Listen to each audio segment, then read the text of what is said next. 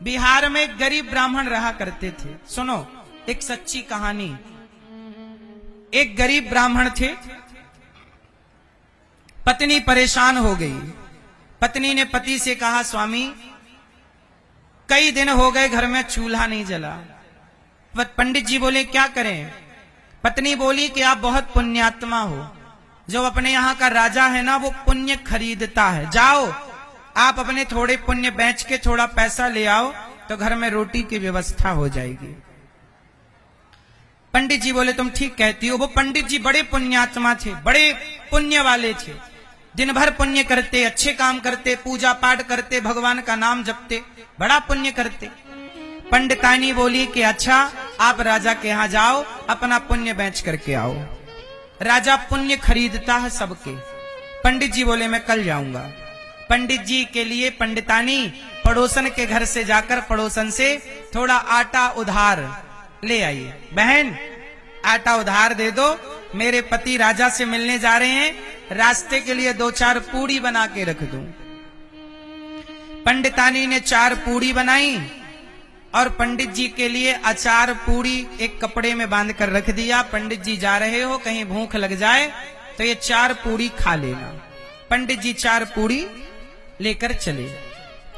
चलते चलते पंडित जी थक गए, कहीं पेड़ की छांव पर बैठे, वहीं पानी की व्यवस्था नदी वगैरह थी तो पानी पिया। पंडित जी को लगा भूख लगी, मेरी पंडितानी ने 4 पूड़ी रखी है, खाऊं। पंडित जी 4 पूड़ी निकाले, अचार निकाले कि तब तक कोई भूखा आदमी आ गया। बोला हे पंडित जी बड़ी भूख लगी है, कुछ खाने को दे दो।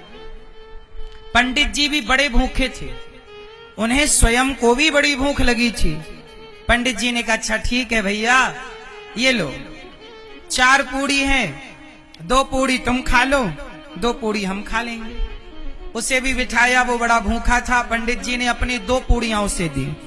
जब उसने 2 पूड़ियां खाई तो बोला हमें और भूख लगी है, यदि आप अपनी 2 पूड़ियां और हमें दे दें तो हमारा थोड़ा पेट भर जाएगा। तो पंडित जी ने अपनी 2 पूड़ियां और मतलब टोटल 4 पूड़ियां दे दी, थोड़ा अचार दे दिया।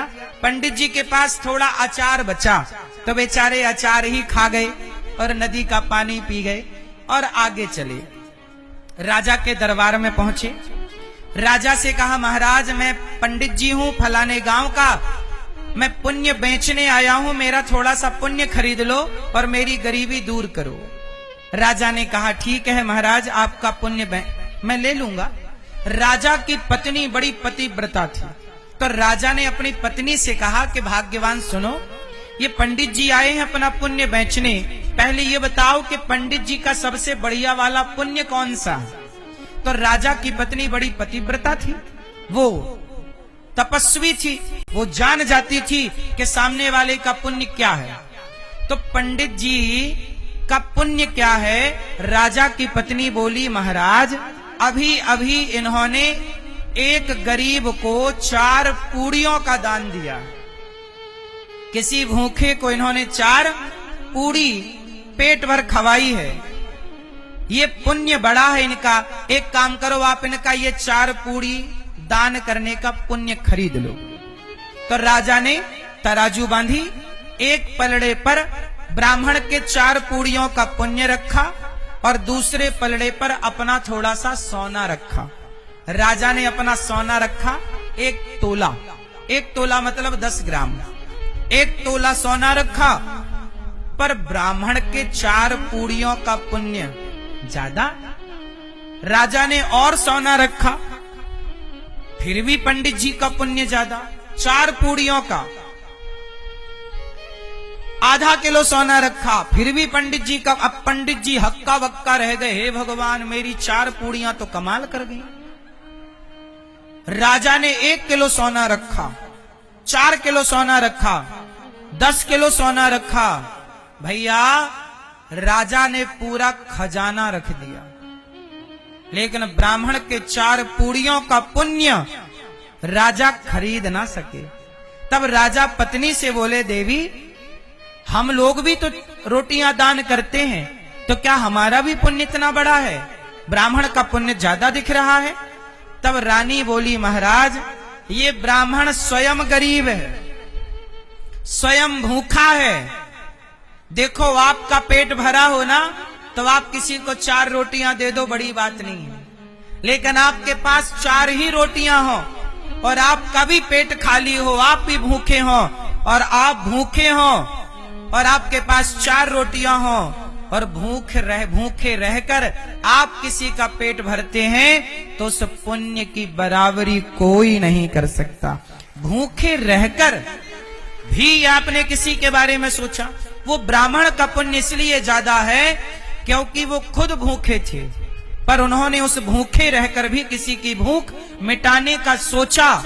तब वो ब्राह्मण बोले कि महाराज आप तो मेरा पुण्य खरीद ना पाए, अब एक काम करो मेरा पुण्य मुझे दे दो, मेरा पुण्य बेचना ही नहीं, अब नहीं बेचना।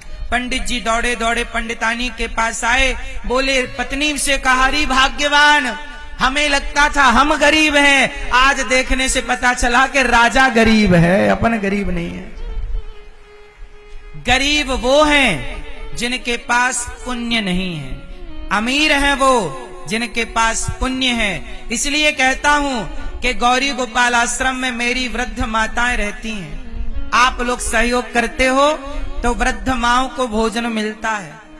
गौरी गोपाल आश्रम में हजारों साधु संतों को भोजन मिलता है जो वृंदावन धाम में भजन। आप लोग वृंदावन नहीं आ सकते तो कोई बात नहीं, वृंदावन में साधु जो भजन करने वाले कम से कम उन तक अपनी रोटियां तो पहुंचा दो। आप कम से कम 2-4 रोटी का तो साथ दे दो कि आज हमारी तरफ से संतों को भोजन बटेगा। आज आप संतों को एक दिन का अन्न क्षेत्र बंटवा सकते हैं कि आज का अन्न क्षेत्र हमारी तरफ से। सभी संतों को आप अन्नदान, ये रोटी का दान है साहब, ये दान, ये पुण्य कभी आपका साथ नहीं छोड़ेगा। शरीर चिता पर जल जाएगा, आग शरीर को जला सकती है, लेकिन आप जो पुण्य करेंगे वो पुण्य आग कभी नहीं जला सकती। इसलिए आप किसी एक साधु को भोजन करा सकते हैं कि चलो सभी संतों को भोजन नहीं करा सकती मैं या करा सकता तो एक साधु को आप भोजन कराएं, एक साधु की आप व्यवस्था करें, किसी एक साधु संत का पेट भरें।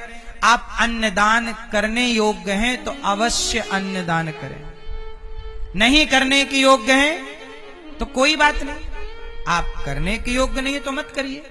भगवान से हम प्रार्थना करेंगे कि आपको ईश्वर अन्नदान करने के योग्य बनाए। अच्छा सच बताओ, अन्नदान श्रेष्ठ है या नहीं? आपकी रोटी भी वृंदावन में संतों तक, वृद्ध माताओं तक, उन माओं तक जिनके अपनों ने रोटी देना बंद कर दिया, अपने बेटे भोजन देते तो वृद्ध माओं को घर छोड़कर वृद्धाश्रम क्यों आना पड़ता?